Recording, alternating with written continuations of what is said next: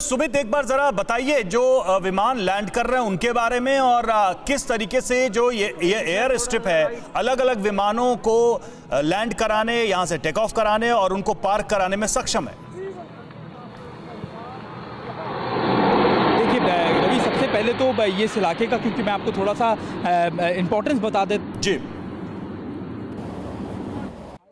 हमारे एक्सपर्ट बता रहे थे कि वेस्टर्न थिएटर हमारे लिए कितने ज़्यादा इंपॉर्टेंट है, तो उसी के लिए स्ट्रैटेजी डिसाइड की गई थी कि कई ऐसे हाईवेज को, क्योंकि इंटीग्रेशन एक बहुत इंपॉर्टेंट था, तो इंटीग्रेट करके यानी जो इंफ्रास्ट्रक्चर बन रहा है वो ना सिर्फ सिविलियन एरियाज़ के लिए, सिविल लोगों के लिए, बल्कि हमारी फोर्सेज भी इस्तेमाल कर सके, इस रणनीति के तहत उसको बनाया गया था। अब जो हाईवेज बनाए जा रहे हैं, ये नेशनल हाईवे 925A है, जो खास तौर पर हमारे बॉर्डर इलाकों की तरफ जाता है, जैसलमेर आगे की तरफ बाड़मेर की तरफ जाता है। तो इसको जालौर से बाड़मेर ज्वाइन करने के बीच में 3 किलोमीटर के स्ट्रेच को इस तरीके से बनाया गया। मैं अपने कैमरा पर्सन से कहूँगा दिखाएं थोड़ा सा एयर स्ट्रिप को, खासतौर पर इस इमरजेंसी लैंडफील्ड को, कि आखिरकार इसको बनाया किस तरीके से। दरअसल ये 3 किलोमीटर की जो एयर स्ट्रिप है वो इस बेसिस से बनाई गई है कि अगर युद्ध का माहौल बनता है, अगर सिचुएशन बदलती है, तो फिर इसका इस्तेमाल खासतौर पर लैंडिंग के लिए किया जा सके, टेक ऑफ के लिए किया जा सके। और यही वजह है कि इसके आसपास ना सिर्फ रवि यहाँ लैंडिंग और टेक ऑफ की फैसिलिटी, बल्कि ATC को भी बनाया गया है। 2 ATCs बनाए गए हैं ताकि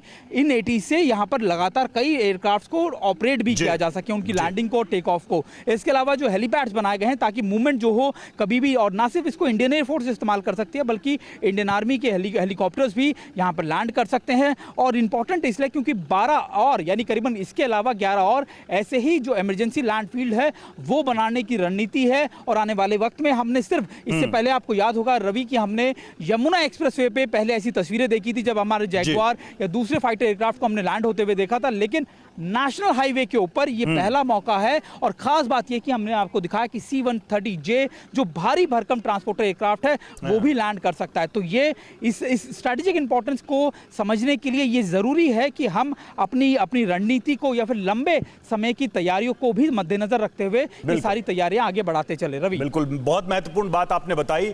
लंबे समय की जो रणनीति है, जो हमारी सामरिक रणनीति है, उसको देखते हुए उस लिहाज से, और जो ATC की आप बात बता रहे हैं कि सेपरेट ATC यहां पर बनाया गया ताकि ट्रैफिक कंट्रोल उस समय कम से कम वॉर सिचुएशन में यहां से भी ऑपरेट किया जा सके। हमारे साथ UK देवनाथ सर भी जुड़े हुए हैं। सर, आपसे ये समझना चाहेंगे UK देवनाथ जी कि पाकिस्तान और चीन के लिहाज से ये जो रणनीति है, हम वेस्टर्न थिएटर की बात कर रहे हैं, 4 ऐसे थिएटर बनाने की बात हो रही है, उसको इंटीग्रेट करने की बात हो रही है, तो पाकिस्तान और चीन के लिहाज से ये कितना इंपॉर्टेंट है, और इस तरह के प्रोग्राम को और एक्सटेंड करना, इसको अलग अलग जोन्स में, अलग अलग कमांड में इसको बढ़ाना कितना महत्वपूर्ण होगा पाकिस्तान और चीन के लिहाज से? है कि अभी जो western theatre, northern theatre, eastern theatre में जो हम थिएटर कमांड बनाने जा रहे हैं उसकी क्या अहमियत है। जी देखिए, युद्ध के समय तीनों फौजों को, आर्मी, नेवी और एयरफोर्स को मिलकर एक साथ शत्रु के साथ युद्ध करना पड़ता है। इसीलिए अब तक जो इंटीग्रेशन था वो लोअर लेवल पे यानी बटालियन लेवल पर, ब्रिगेड लेवल पर और डिव लेवल पर होती थी। अब थिएटर कमांड बनने के बाद एक टॉप डाउन इंटीग्रेशन होगी, यानी डिफेंस मिनिस्ट्री से शुरू करके army headquarter, air headquarter, naval headquarter से जो आदेश आएंगे उनको तीनों सेना के बड़े बड़े उच्च अधिकारी एक साथ बैठकर एक साथ 3 मुट्ठी, एक बड़ा मुट्ठी कैसे बनाकर शत्रु पर प्रहार करें। तो थिएटर कमांड बनने से हमारी जो इफेक्टिवनेस है वो जुमा करीबन 3 गुना हो जाएगी। एक 3 गुना फोर्स मल्टीप्लायर साबित होगा। दूसरी बात, अब जो यह नीति चली है कि देश में जगह जगह पर NHAI की मदद से वायुसेना ऐसे लैंडिंग स्ट्रिप्स हाईवेज पे बनाएगी जो कि करीबन 3 किलोमीटर लंबे होंगे सब जगह पर, और करीबन सब जगह पर 33 मीटर वाइड रखने की कोशिश की जा रही है ताकि उन पर हमारे ट्रांसपोर्ट विमान भी लैंड कर सकें। इससे शत्रु की जो मुश्किलें हैं वो बहुत बढ़ जाती है। युद्ध के दौरान जब शत्रु काउंटर एयर ऑपरेशंस कर रहा है तो उसे हमारे 10 मेन बेसिस पे अटैक करना पड़ेगा, प्लस इस तरह के जो दर्जनों एयर स्ट्रिप पूरे देश में अब भविष्य में बनेंगे उन पर भी अटैक करना पड़ेगा। लेकिन मैं आपको जो चीज आप बता रहे हैं, लेकिन एक चीज जरा दर्शकों को भी समझाइए कि ऐसे कौन से देश हैं जिन्होंने इस तरह के डिफेंस अप्रोच को बहुत ज्यादा इंपॉर्टेंस दी है और उनका वॉर में कोई एग्जाम्पल हो जिसका उन्हें बहुत फायदा हुआ, कोई उदाहरण ऐसा?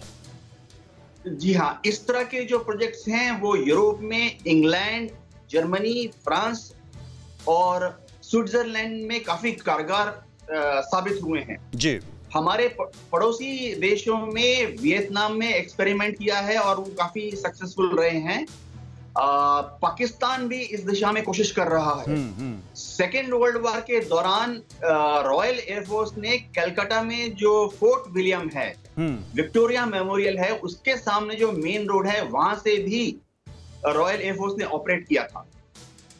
युद्ध के दौरान ऐसे रनवेज की इंपॉर्टेंस तब खास तौर से बढ़ जाती है। समझिए हमारा एक युद्धक विमान टेक ऑफ करके शत्रु के ऊपर बॉम्बिंग करने गया और जब वो वापस आता है तो देखता है कि उसका जो होम बेस है, होम बेस का रनवे है, वो क्षतिग्रस्त हो गया है दुश्मन की कार्रवाई। बिल्कुल।